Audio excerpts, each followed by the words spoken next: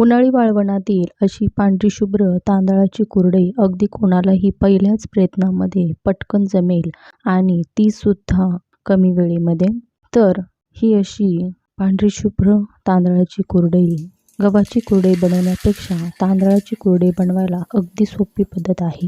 त्याचप्रमाणे या कुरडया जशा गव्हाच्या कुरडयाप्रमाणे वर्ष 2 वर्ष टिकतात, तशाच या कुरडयासुद्धा वर्ष 2 वर्ष सहज टिकतात. कुरडयांचा अजिबात रंग न बदलता या कुरडया अगदी पांढरशुभ्र तयार होतात. शिवाय गव्हाच्या कुरडयांना मागे सारतील अशा या कुरडया बनवून तयार होतात.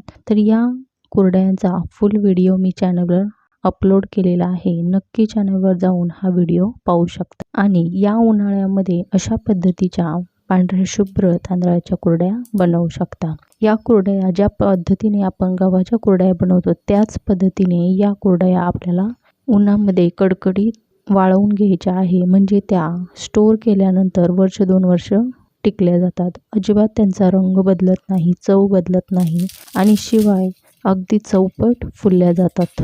या कुरडया वाळल्यानंतर काचेसारख्या दिसतात आणि तळल्यानंतर अगदी पांढऱ्या शुभ्र दुधासारख्या दिसतात. कुरडया अगदी कुरकुरीत खुसखुशीत तयार होतात. आवाजावरून तुमच्या लक्षात येईलच. आणि या उन्हाळ्यामध्ये अशा पद्धतीच्या कुरडया नक्की बनवून पहा. धन्यवाद.